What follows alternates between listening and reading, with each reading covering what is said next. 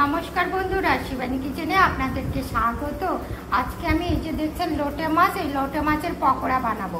এই লোটে মাছের পকোড়া বানানোর জন্য প্রথমে লোটে মাছগুলোকে ভালো করে কাঁটাটাকে বেছে নেব। এই দেখুন বন্ধুরা, এরকম লোটে মাছটাকে প্রথমে ধরবো, দিয়ে এই দেখুন কেটে নিলাম। কেটে নিয়ে এই দেখুন যে নোংরাটা আছে সেটাকে দেখুন বের করে নিচ্ছি, দিয়ে এই মাছ বরাবর কাটবো যাতে একদিকটাতে কাঁটাটা থাকে। এর কাঁটা খুব নরম, দেখেছেন কেটে নিলাম। এই দেখুন কেটে নিলাম,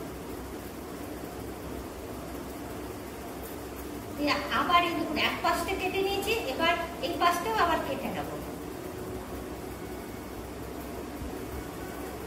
ঠিক আছে, এই যে কেটে নিলাম, দিয়ে এই দেখুন এই মাছ বরাবর কেটে নেব।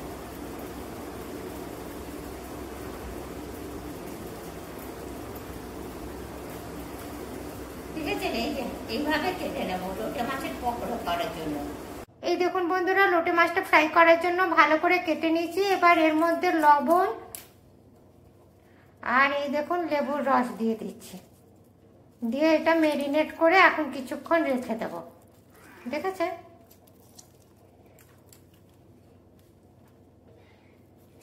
একটা পুরো লেবু দিয়ে দিচ্ছি, দিয়ে দেখুন মাখিয়ে নিলাম। এটাকে এখন 1 ঘন্টা ম্যারিনেশনে রেখে দেবো। দেখুন বন্ধুরা, 1 বাটির একটু কম ময়দা দিচ্ছি। এই দেখুন বন্ধুরা, 1/4 বাটি সুজি দিচ্ছি, দিয়ে এটাকে ভালো করে প্রথমে মিশিয়ে নেব। এই দুটোকে একসাথে এইভাবে ভালো করে দেখুন মিশিয়ে নিই। দেখুন বন্ধুরা, একটা করে লোটে মাছের ফিলে নিলাম, দিয়ে এই ময়দার মধ্যে কোটেড করে নিলাম। এই দেখুন, ঠিক আছে, এটাকে এরকম ঝেড়ে তুলে নেব, তুলে রাখছি। এতে কিন্তু লবণ দিইনি, কারণ লোটে মাছটা অনেকক্ষণ লবণ আর লেবুর রসে ভিজানো ছিল, এই জন্য এর মধ্যে লবণ আর দিইনি। এই দেখুন কোটেড হয়ে গেল। এবার এটাকে আমি ঝেড়ে ঝেড়ে তুলে রেখে দিচ্ছি। এইভাবে আমি প্রত্যেকটা কোটেড করে নেব। এবার এই সুজি আর ময়দাকে ফেলে দেবো না, এটা জল দিয়ে একটা ঘোল তৈরি করে নেব। এইভাবে এর মধ্যে ধনে গুঁড়ো, জিরে গুঁড়ো, লঙ্কা গুঁড়ো আর লবণ দিয়ে দেবেন। এই দেখুন বন্ধুরা, ব্যাটারটা এইরকম কনসিস্টেন্সি হবে।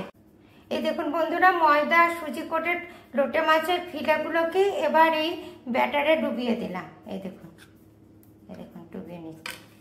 এবার এই যে ডুবিয়ে নিলাম, এই যে ব্রেড ক্রাম্ব আছে, ব্রেড ক্রাম্বের মধ্যে দিয়ে দিলাম। এই দেখুন ভালো করে থেপে থেপে নিয়ে নিলাম। ঠিক আছে, কি সুন্দর হয়ে গেল। আপনারাও ঠিক এইভাবে একবার ব্যাটারে ডুবাবেন, তারপর ব্রেড ক্রাম্বের উপর কোটেড করে নেবেন।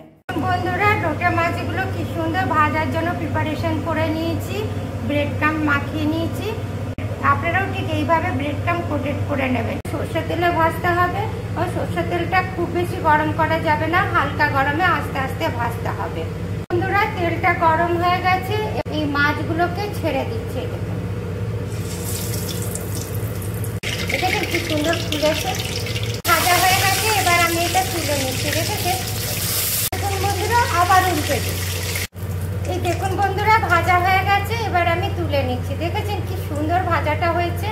আপনারাও এইভাবে লোটে মাছের ফিশ ফ্রাই করবেন, দেখবেন দারুণ খেতে লাগছে। আর আমার এই রেসিপিটা যদি পছন্দ হয় তবে লাইক করবেন, কমেন্ট করবেন, শেয়ার করবেন। Thank you.